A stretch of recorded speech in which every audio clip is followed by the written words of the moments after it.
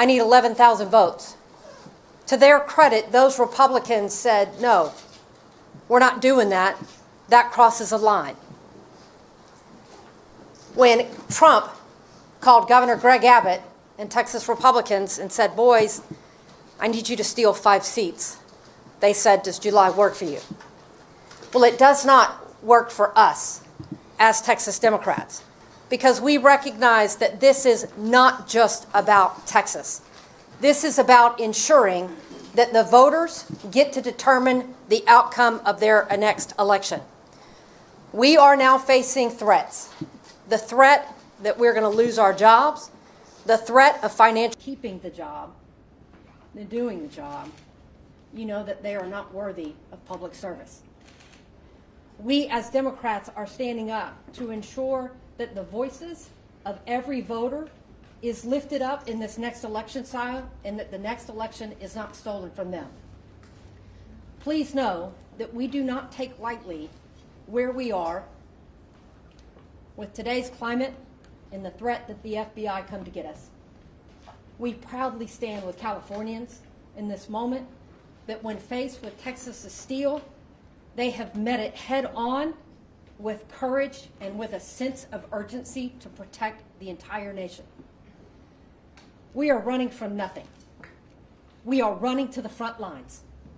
We are running to the front lines to stand with other Democrats across the state of Texas, across the state of California, across this nation, to ensure that each and every individual has the opportunity to pick, to decide that government is for the people, by the people, and not the politicians selecting them. And so we are here because we do know that courage is contagious. And we are here to give hope to others to stand up and be courageous in this moment. I am so grateful to introduce Assemblymember Isaac Bryan as part of the California group that is here to stand with Texas Democrats.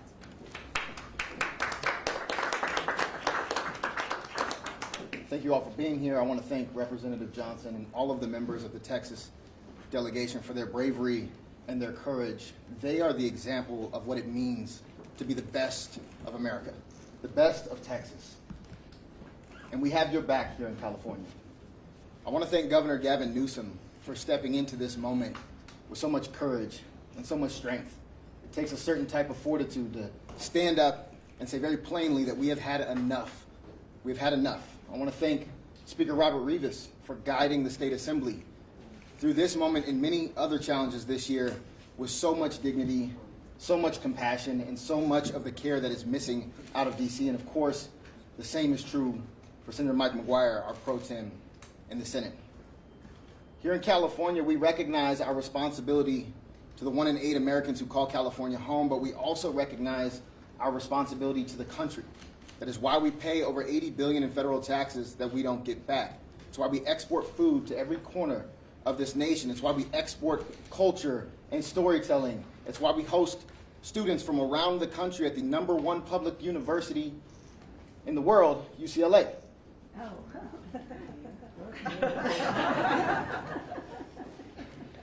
And right now, California has a responsibility to our democracy.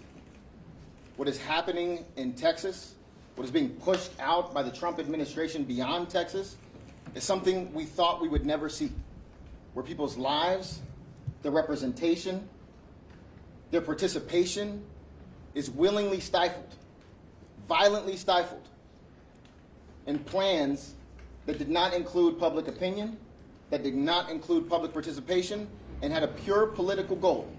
And that goal was to consolidate power for this authoritarian in the White House. California cannot sit back and just let that happen. We have a responsibility to step up, and we're going to step up. And that doesn't mean we are abandoning our values. While I chaired the Elections Committee, we proposed independent redistricting commissions for every level of California government, and it was opposed by every single Republican. We updated the Fair Max Act. It was opposed by every single Republican. We are not doing away with the independent commission that we establish every single decade, but we are meeting this moment because this is not a turn the other cheek moment while they continue to send blow after blow to the foundations of democracy. Where I'm from in Los Angeles, when they go low, we squabble up. I had the great pleasure of seeing John Lewis several times before he passed away. And he always said the same thing in every single room I was in with him.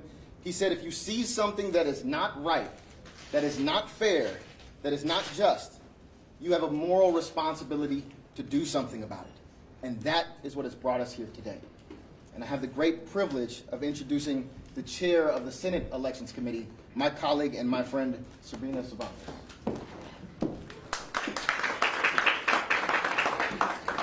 I am honored to chair the Senate Committee on Elections and Constitutional Amendments in this pivotal moment in our history. I applaud the Texas representatives for the courage they are displaying in resisting this Trump Republican power grab.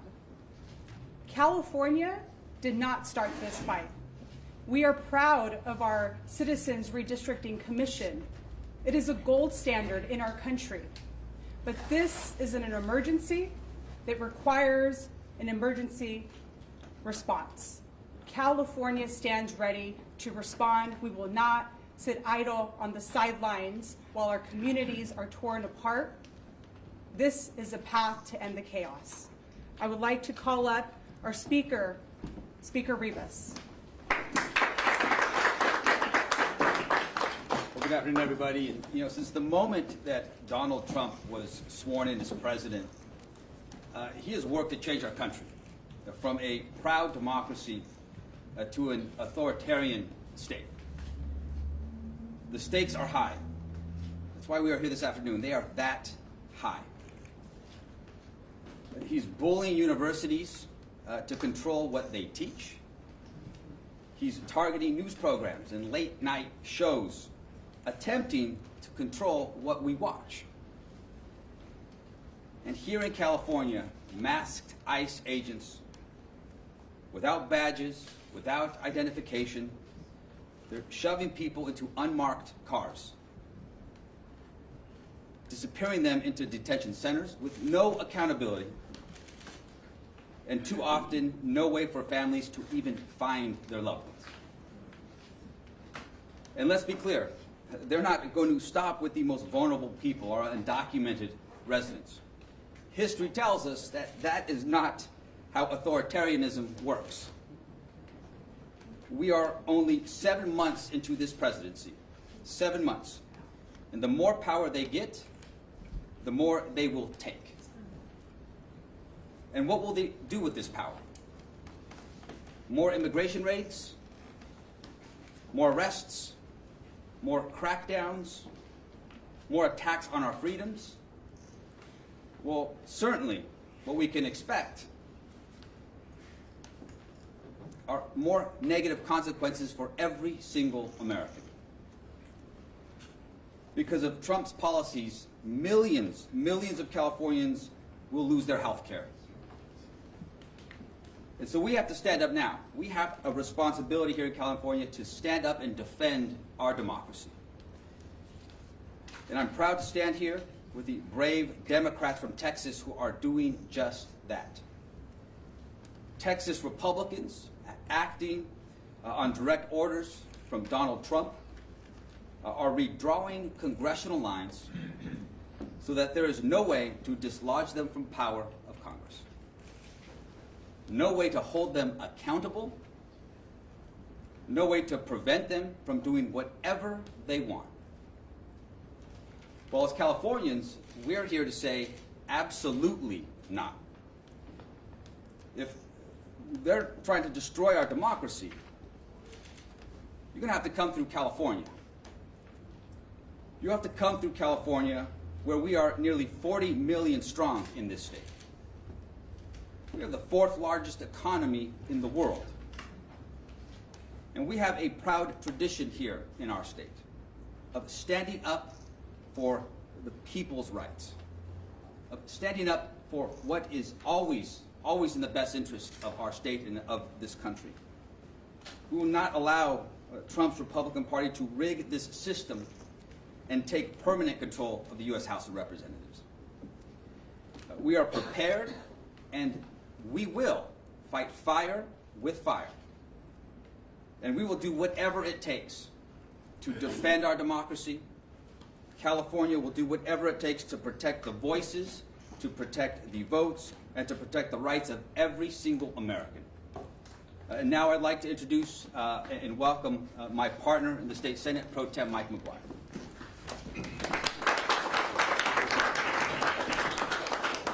Good afternoon. Thank you all for being here. I want to take a moment to say thank you so much to Speaker Rivas. I'd like to acknowledge California's governor, thank him for his leadership, being so bold on this issue. We are incredibly grateful. The defender of democracy is here today, and that's Nancy Pelosi. We are incredibly grateful for your incredible work and legacy on behalf of all Americans. Zoe Lofgren, who chairs California Democrats on behalf of the California Democratic Caucus in Congress, thank you so much to our caucus chair, Monique Limon, to our chair of elections, Ms. Cervantes, to the assembly members, and to the patriots. The patriots are here on the front lines of democracy, risking their health and safety. These leaders from the great state of Texas, we owe them a great debt of gratitude. When I was 19 years old, I took California's oath of office for the first time. And never in my life has the duty to defend the Constitution of the state of California and the Constitution of the United States of America been more critical than it is here and now. The future of this great nation, the future of our democracy, is hanging by a thread. And today we are at a flashpoint set by President Donald Trump and Texas Republicans who see the writing on the wall. Because if their draconian legislative actions were to take place, they've seen the same polls we have, they're not going to win the midterms in swing seats. So what do they have to do? They have to cheat to win. Here's what we know. We know what the American people want right here and right now. They want lower prices for families, not expensive tariff taxes. That's costing American consumers hundreds of billions of dollars and devastating California's economy. People want cancer research that save lives, not golden ballrooms that stroke egos. People want a government that trusts trained scientists in real numbers, not secret police who literally are snatching innocent people off the streets of this state. Take a moment to think about this for a second. They're taking innocent people off the streets of our communities and shove them into moving vans. People want their health care. They don't want tax cuts for billionaires. So in order to win, Donald Trump has to cheat.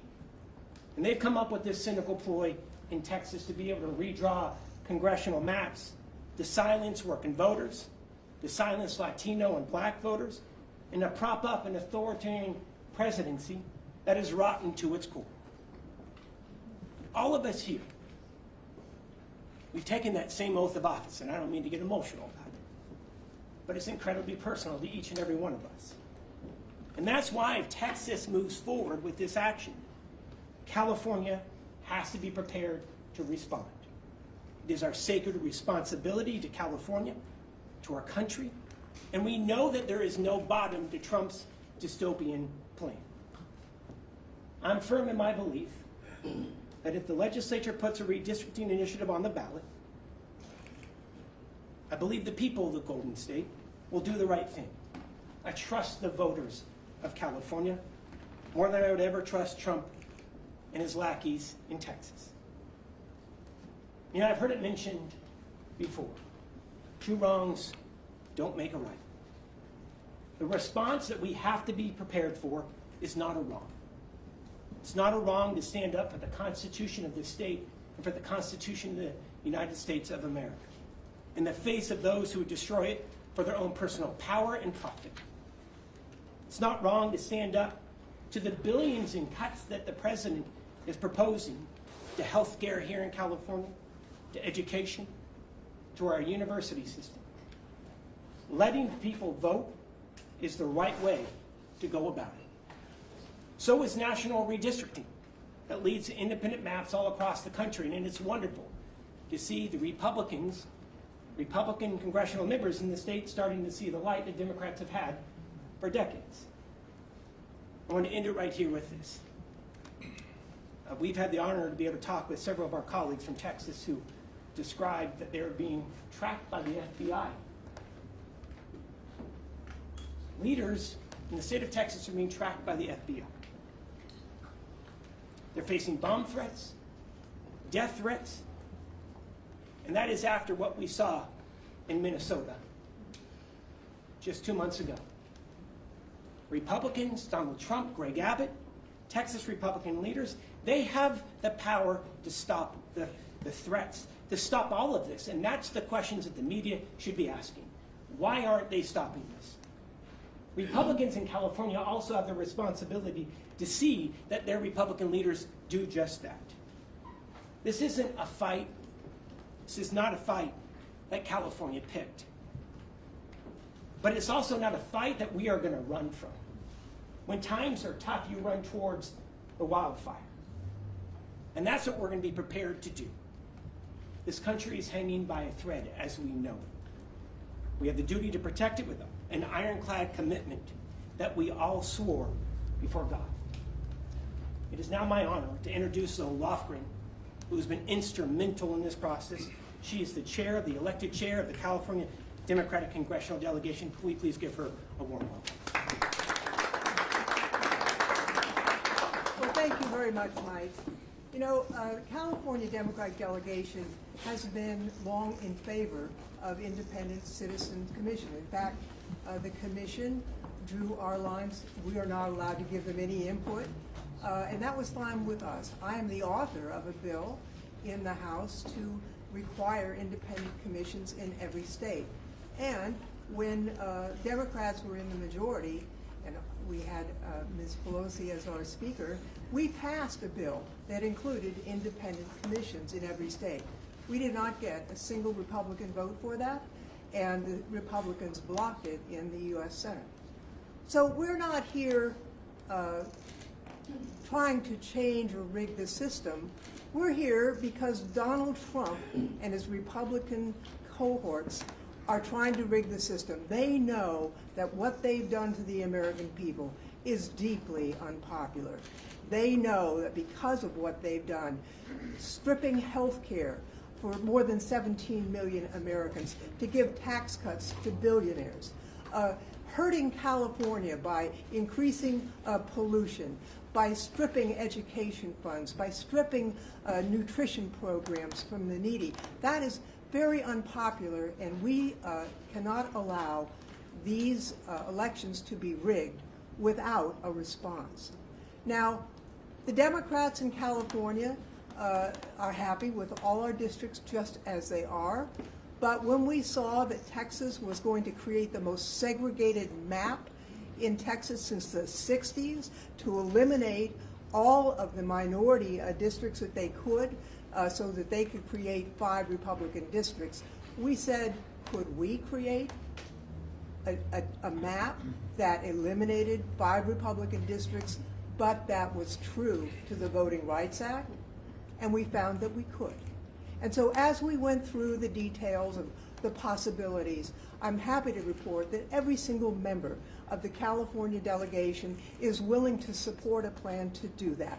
We cannot stand here. We cannot stand here and just shrug as Trump and the Republicans try and rig the rules so they can avoid responsibility for the damage that they have done to this country. We need a break on them, and we can get it in the midterm elections. I'll tell you, when we were in the majority, we didn't strip health care from Americans. We provided health care with the Affordable Care Act. And the mastermind of that is someone I'd like to introduce next, the most effective speaker in the history of the United States, Nancy Pelosi. Thank you very much, Zoe. I think it's very clear from listening to our presenters so far that the Republicans are acting because they have bankruptcy of ideas. They have no winning ideas to present to the American people, and they cannot defend their actions legitimately. So they're trying to do it and rig it illegitimately. I want to thank our governor for his leadership, his persistence in protecting and defending our Constitution and our democracy.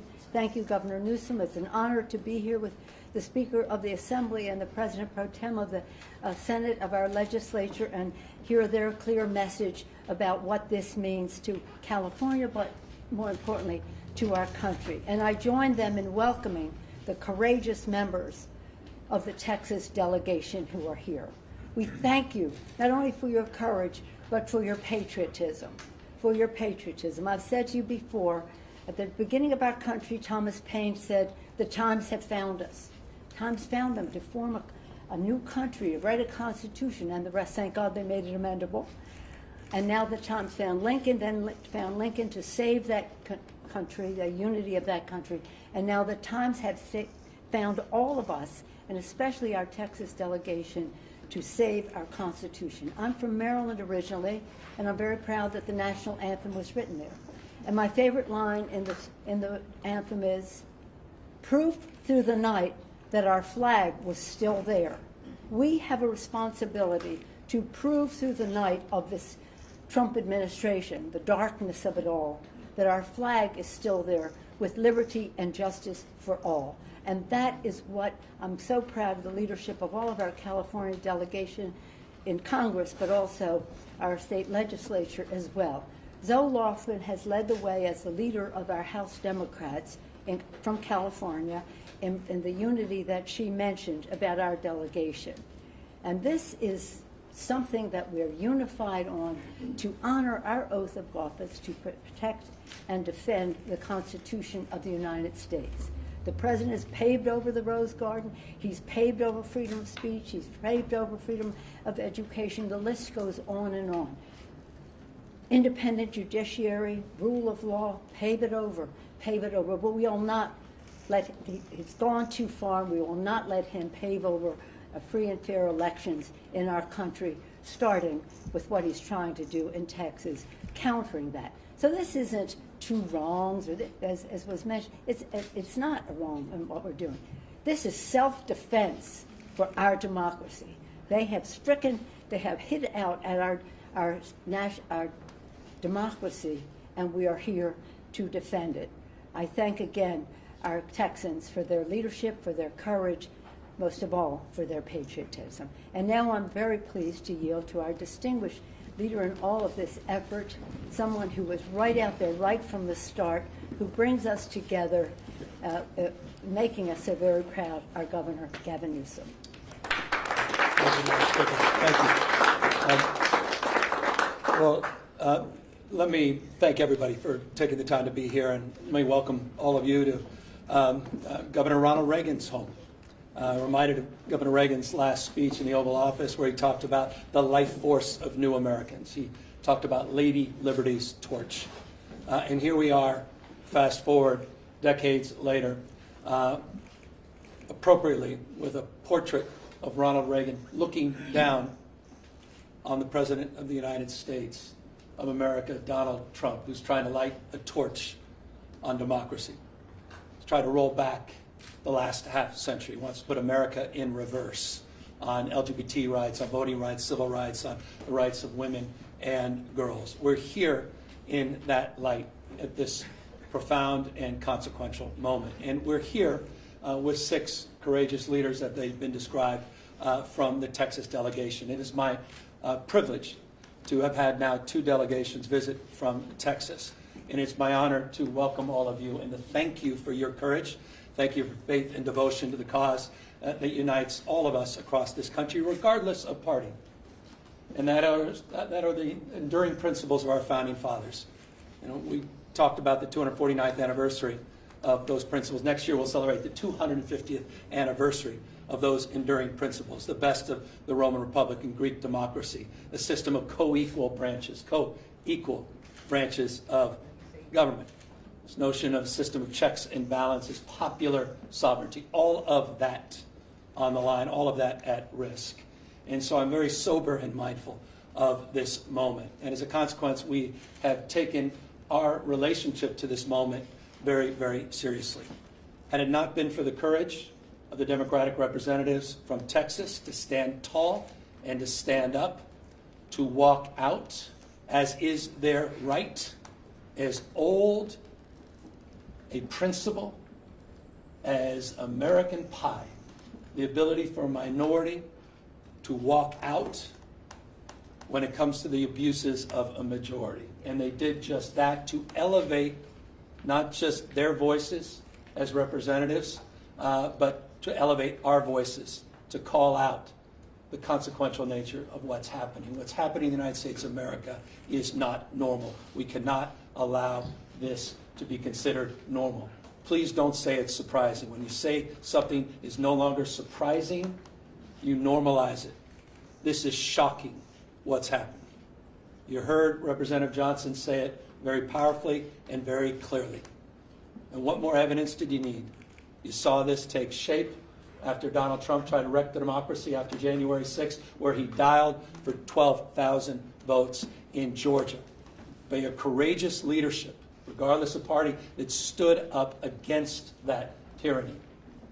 Now he's dialing up for seats. He called Greg Abbott, who doesn't have the courage, doesn't have the backbone, doesn't have the consciousness of the consequences of his action. And he has rolled over and he said, yes, sir, and they're trying to dial now for new seats for precisely the reason that Speaker Pelosi and others have represented. They will lose in the midterms. He knows it. Why else would he make that phone call? His agenda's failing. This presidency is failing. He knows the headwinds in a midterm. He's dialing for seats. Not only did he dial for 5 seats in Texas, he just sent his vice president, the vice president of the United States, not to console those 137 families whose lives were torn asunder because they lost loved ones to the floods. By the way, 3 members of my community in Marin County, Mark and Sarah and Johnny Walker, 14 years old, died in the flood. Mark, 50 years old. Sarah, same age. Family, friends. We were at their memorial yesterday. Vice President come to console the family members of the lives lost. He went to Indiana, continued to try to rig the election. You have a special election in Texas. You'd think that's all they'd be focused on. 37 kids dying in those floods. But they're focused on this, a power grab. And it's not limited to Texas and Indiana. You've seen what's happening in Florida. You've seen what's happening in Ohio and other states. So we have got to step up. Our state of mind is about accountability, responsibility. Again, taking this moment seriously. What is our relationship to this moment? And we recognize we have agency. We're not bystanders. That we can shape the future. Decisions, not conditions. And so we choose to be held to a higher level of accountability. It wasn't our decision to be here, it's reaction to. We are trying to defend democracy as opposed to see it destroyed district by district. And we will stand firm and we will stand tall. And perhaps the expression today is the expression of unity. That's what we're trying to communicate. You have congressional representatives here, the leader of our congressional delegation. They are unanimous in their support of moving in this direction. You have the Speaker and the Pro Tem, and they strong support of their caucuses. And leaders of critical committees, caucus, are here to express support. We are moving forward. Make no mistake. California is moving forward as a state that's larger than 21 state populations combined. We are not a small, isolated state. State larger than 21 populations combined. We tried to play by a higher set of standards and rules with our independent redistricting, and we believe in that. And we are not talking about eliminating that commission. We are talking about emergency measures to respond to what's happening in Texas, and we will nullify what happens in Texas. We will pick up 5 seats with the consent of the people, and that's the difference between the approach we're taking and the approach they're taking. We're doing it on a temporary basis. We're doing it in a fully transparent way, and we're doing it by asking the people of the state of California for their consent and support. Mark that stark contrast to what's happening in Texas and other states. We are resolved and we are aligned in this strategy. And I'm deeply, in closing, grateful for the leadership that's assembled here today in unprecedented time. Required an unprecedented approach, an unprecedented leadership to build the kind of consensus that we believe we have. We have till August 22nd. With the leadership behind me, they will get this on the ballot. We're calling for a special election. That'll be the first week of November. It will coincide with many other municipal elections. We will raise an unprecedented amount of attention, and we will garner an unprecedented amount of support because people understand what's at stake. Final words. Because I want to reinforce what the Speaker and the Pro Tem said. You have people disappearing in the state of California, quite literally disappearing. Warrantless search, people literally being taken from the streets. I don't think this, I know it. 16-year-old kid whose mom and dad working 20 years at the same packing facility, 16-year-old didn't even know how to get back into his own home because mom and dad disappeared going to work. Young child had no brothers and sisters.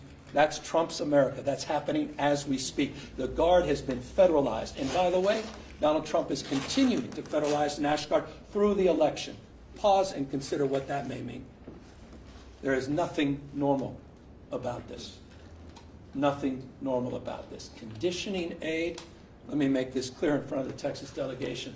I am proud, and thank you to Isaac Bryan, $83.1 billion more we provided the federal government in federal taxes than we received. Texas, for whatever reason, for success, and how Texas does punch above its weight, received $71.1 billion more from the federal government they received. But I'll tell you what, as a taxpayer, as governor of California, I am proud to stand tall to help them recover from these floods. No conditions, no politics. We're all in this together. I was proud to send search and rescue teams to support the recovery of those floods. That's my responsibility. That's what it's like to be a member of a community.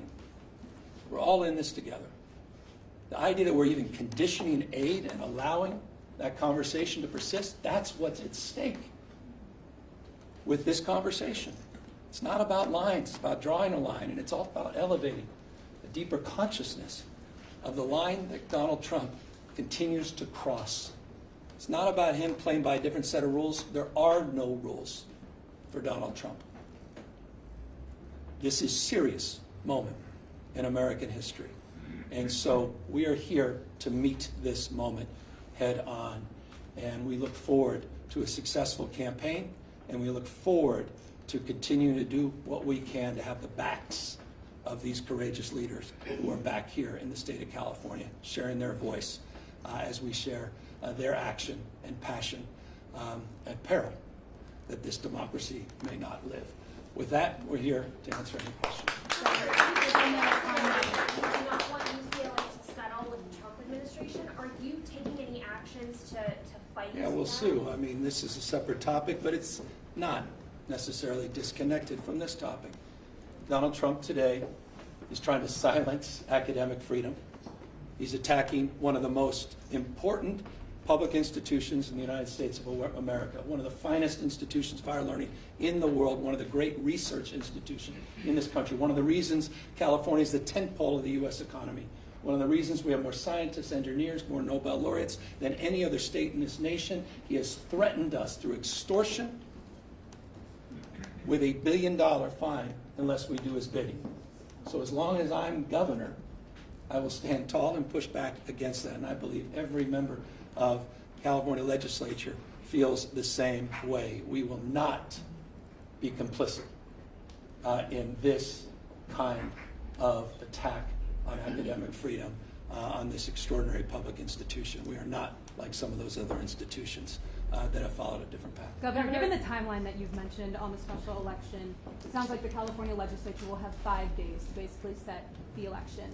When will the maps be released to give the public ample time to at least review them? Well, that's a question for all of our folks here, but bottom line, it's going to be in their ballot box. It's going to be on their ballot. So it's about as transparent as it gets. I have not been privy to the map. I'm mapping out a strategy to make this successful. I have not looked at any maps. I told you that yesterday, told you that last week, and that continues to be the case today.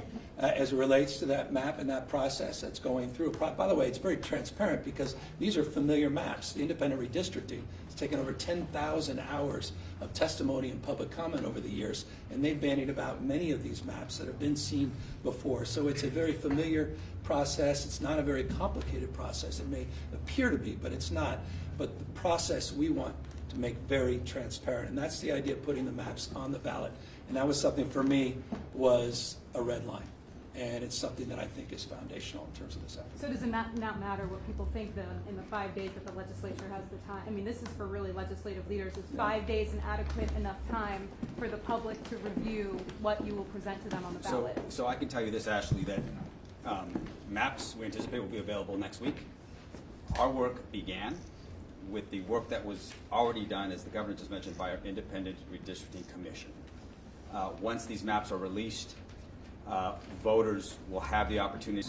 Please let me know what it is, or if there's a state doing it, because we are going above and beyond to ensure that, one, we are protecting the Voting Rights Act, and that we are sending the voices of our most vulnerable to Washington, D.C. But when it comes to the maps, we anticipate these maps to be available next week. Governor, I have a question. How can you guarantee to Californians this will be a one-time exception of the Independent Redistricting Commission? If you're in a gerrymandering arms race, what makes you confident this is the only time you'll ask them? Well, I'd say we want to do it for the 26, 28, and 30 ballots, just for congressional representatives alone. We want to provide that opportunity to the voters. They'll make that decision, and they'll decide that direction. We want to maintain the framework of the Independent Redistricting Commission, which I've long supported. We believe, as the Lofgren believes, as the author of the legislation that only Democrats signed. I'll repeat that because it needs to be repeated. The Democratic Party is on record supporting national independent redistricting. The Democratic Party is on record. The Republican Party is nowhere to be found on that. But we're not going to unilaterally disarm in the state of California. We tried to lead by example with the Independent Redistricting Commission. And we are looking at temporary measures. And that is my intent, and that is the direction that ultimately will be made by the public. I have a question for the Texas reps. What's your reaction to your Attorney General suing you guys today for leaving the state? I mean, it just follows the long line of threats, right? I mean, we can tell they're desperate. I mean, they are throwing everything at us that they can. The loss of leadership, the financial ruin, the threats that they are putting out into their group. And then, of course, my colleague here, they have filed litigation to try to vacate seats. They are trying to overturn the will of the electorate before a time as said, because they are afraid of voters. Not only do they want to take out 5 congressional seats and steal them, they now want to take out the representatives that are actually standing up against them, attempting to rig the next election cycle. Duly elected representatives out of Texas that have elected us to be here today to break quorum per our Constitution, because we know that the majority has gone off the rails. I'm State Representative Gina Hinojosa, and I'm one of the legislators in Texas who is facing a threat by our Attorney General to be removed. You should know, just 2 days ago I checked in with my office. We had 700 calls on this bill proposing a new map that hasn't even been out a week for the public to see. 4 were opposed. The rest were all in support of my breaking quorum. I'm doing exactly what my constituents want, and it is shameful for our governor or for our Attorney General to try to remove a duly elected representative of the people from office, but it is in keeping with what is happening in this grander scheme of these Trump maps to try to rig the 2026 midterms. The response to Governor Abbott saying he'll continue to call special sessions until you return. So that's his decision. That's the benefit of who you elect for governor. We are breaking and doing everything we can to break this quorum. We have 137 at least. We are missing 2 more individuals out of Central Texas. We have been there for 2 weeks waiting to address that issue.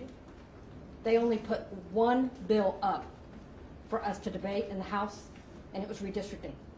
We have an arrest warrant for us to go back to Texas for 1 bill only. They don't want us to come back for flooding. They are using those families as a distraction. The governor can write a check right now to try to start the process. And so it's his decision what's valuable to him. Does he want to have us come back and address flooding, to address the issue of school testing, to address human trafficking, to address the infrastructure in our courts, we will gladly show up. So you're going to find out, the people of Texas, who he plays for. Is he going to call us back for you, or is he going to call us back to do Trump's bidding? Are you prepared to stay out of the state through even the filing deadline in December, if that's what it takes to stop a redraw for the 2026 map? So we take this fight one day at a time. We fight to win today, and tomorrow we assess and take it on. Then I'm reminded of a quote by one of our wonderful governors of the past, Ann Richards, and she said, "The here and now is all we have, and if we play it right, it's all we need." And that is what is happening here today. We're about to play it right. Thank you. Question for the governor. If California redraws districts for Democrats to try to pick up 5 seats, that would only cancel out what Texas is doing, but Republican-led states, including Florida, Ohio, Missouri, and Indiana, will or are considering redrawing their own lines, and Democrats don't control enough states or have enough districts to pick up to counter that. So, given that map, why go through with trying to bypass the independent redistricting? Well, these guys are ruthless on the other side, so I concur. That said, we can control what we can control. It's not what happens, it's what we do in response to what happens. Here's what we can do in response. There's other states that can act not dissimilarly to California, but none can act, I guess, with the scale and scope that we can. So that would be my response. It's always the right thing to do the right thing. It's always the right time to do the right thing.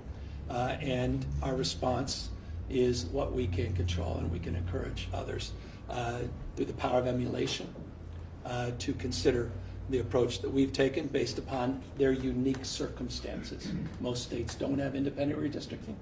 Many states have supermajorities in their legislature.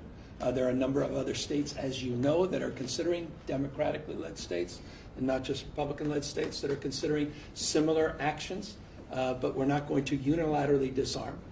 We're not going to allow them to roll us over, and at least we will have the power of expressing ourselves very powerfully that everything they did in Texas, all the fire and fury, signified nothing. That we neutralized it. We nullified that. We don't move unless they move. This is triggered. They drew first blood. We're responding to this action. And this is how we choose to respond, and I hope other governors and other leaders across the country do the same. Governor, last question. In a hypothetical, if it is triggered and voters do not approve it, is there a backup plan? Is there a plan B if Texas moves? I think the voters will approve it. I think the voters understand what's at stake. Look, I'm not naive. We live in the most un-Trump state in America. And I think people understand, boy, do they understand, intimately understand what's at stake with Donald Trump. What more evidence you need today, a couple days ago, with a Penske truck where people just jumped out, racially profiling people. Look at what just happened, UCLA. What more evidence do we need? And so I think I have all the confidence in the world of the wisdom of the voters of this great state. And I'm not just talking about Democrats. I'm not just talking about independents. We believe in independent redistricting. That will be on the ballot. We believe it should be nationalized. That will be on the ballot. We have the opportunity to send a message enough, and I believe Republicans, not just Democrats and independents, will meet that call, and we will overwhelmingly support this change. Governor, Thank you. We're out of time. 6 months ago. Thank you. Press, please hold.